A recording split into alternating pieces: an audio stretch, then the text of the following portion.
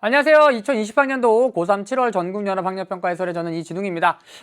어떤 문제들이 출제되었는지 20문항 문제 풀어보기 전에 전반적으로 이번 7월 학력평가 어떤 수준으로 출제되었고 어떤 문항들 좀 살펴볼 만한 문항들이 있는지 전체적인 내용들을 좀 전달해 드리려고 합니다. 자, 문제 어떠셨나요, 여러분들? 1번부터 20번까지 풀어가면서 아마 뭐 완감이 교차했을 것 같은데요. 자, 일단 제 생각으로는 전반적으로 평이하지 않았나라는 생각을 해봤습니다. 크게 두 가지 이유 때문인데요. 첫 번째는 돌직구였다. 그 얘기는 뭐냐면 애둘러서 또는 여러분들을 함정에 빠뜨리려는 목적으로 어렵게 꼬아서 낸 문제들이 아니라 전반적인 자료들이 뭐 크게 어려움이 없이 해석할 수 있을 만큼 그냥 돌직구처럼 그냥 그대로 제시된 자료들이 많았기 때문에 자료를 해석함에 있어서 아주 크게 어려움을 느끼진 않았을 것이라는 생각이 들고요. 가장 큰 이유는 두 번째 때문입니다. 선지들이 아주 새로운 선지들이 있진 않았습니다. 그동안 우리가 늘 풀어왔었던 해당 주제와 관련되어서 그동안 많이 나왔었던 낯익은 선지들이 많이 출제되다 보니까 선지 자체가 그렇게 어렵진 않았을 거라고 생각을 해요. 그래서 전반적으로 아주 꼬아서 낸 문제는 없었다. 그리고 낯익은 선지들이 많이 출제되었기 때문에 평이했을 것이다. 전반적으로는 그렇게 어려운 문항들이 출제되었다고 보긴 어려울 것 같습니다. 특히 우리 그런 거잖아요. 사실 이 5단원 생산과 소비의 공간에서 자료들이 어렵게 출제되면은 난이도가 굉장히 높아지게 되는데요. 이번에는 그렇게 통계 자료들이 어려운 분석들을 요하는 자료들이 출제되지 않았기 때문에 전반적으로는 아주 어렵게 느껴지는 문항들은 없었을 것이라고 생각을 합니다. 그러나 역시 체감 난이도는 조금 높았을 것 같습니다. 돌직구라고 말씀드렸죠. 그대로 자료들 제시해 주긴 했지만 조금 낯설은 자료들이 조금 있었습니다. 예를 들면 2번 같은 경우에는 새 교육과정에 들어간 내용들이 출제된 문항이었는데요. 처음 보는 자료죠. 저 또한 사실은 처음 보는 자료였습니다. 그런데 이 처음 보는 자료 같은 경우에는 절대로 어렵게 나올 가능성이 없습니다. 이 자료 자체가 어떤 큰 역할을 한다기보다는 문항을 구성함에 있어서 어떤 주제를 물어보기 위해서 사용했을 뿐이지 이것 자체가 이거를 해석할 수 있느냐 없느냐에 따라서 문제를 풀 수 있느냐 풀 수 없느냐가 가려지진 않았을 것 같아요. 그러니까 새로운 자료가 나왔을 땐 오히려 더 쉽게 좀 마음을 편안하게 갖고 접근해서도 괜찮을 것 같습니다. 다음 3번 전 이 문항 처음에 대체 이게 무슨 의미지 하면서 처음에 이 문항을 해석하는데 조금 어려움을 겪었는데요. 일단 해석이 되고 나니까 뭐 어렵진 않았을 텐데 일반적인 GIS 문제와는 조금 달랐던 문항이었을 것 같고요. 그리고 조금 이따 얘기하겠지만 18번 문항, 이 문항이 조금 어려웠을 것 같습니다. 문학 작품이 두 개 나왔는데요.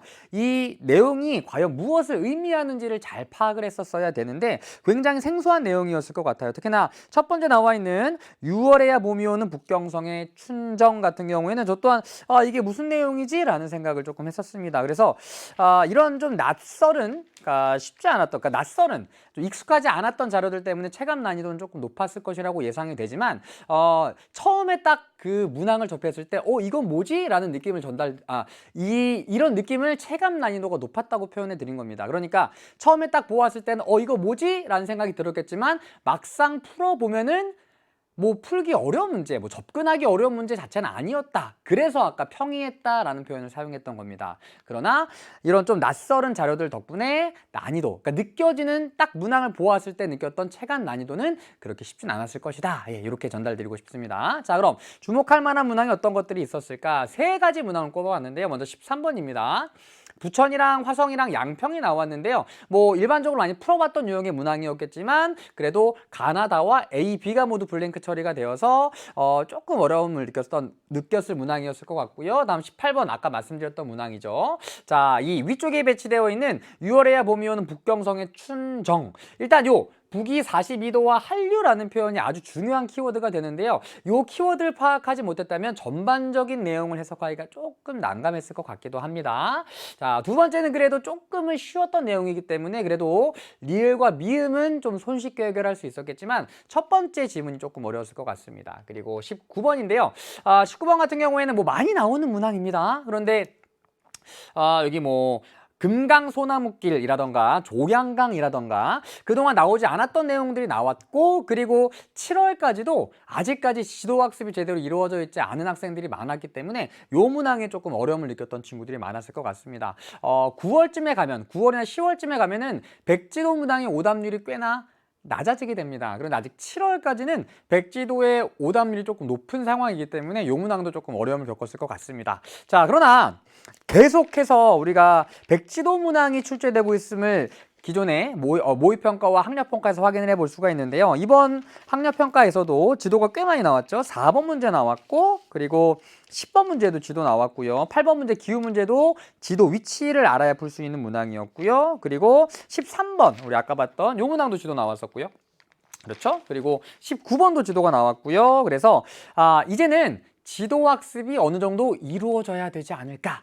이젠 지도에 익숙해져야 될 때. 그렇게 여태까지는 좀 핑계를 댈 수 있었죠. 아직까지 지도를 잘 외우지 못했습니다. 아직 위치가 익숙하지 않아요. 라는 핑계를 댈 수 있었겠지만 이제는 정말 안 되겠다. 정말 지도에 익숙해져야 할 때가 아닌가. 여러분들 지도 문제가 매 시험마다 한 5문제 이상은 반드시 출제된다는 것을 알고 계실 거예요. 그러니까 지도학습 꼼꼼하게 그리고 꾸준하게 자주 보시는 것이 가장 좋습니다. 그래서 이제는 더 이상 백지도 문항은 어려움을 겪지 않도록 지도 문항에 익숙해져야 할 때가 아닌가 생각해 봅니다. 그래서 점점 백지도 관련된 문항들이 쉬워져야 할 시기가 이때쯤이 아닐까 생각을 해봅니다. 그래서 이젠 지도에 익숙해져야 할 때라는 말을 꼭 전해드리고 싶었고요.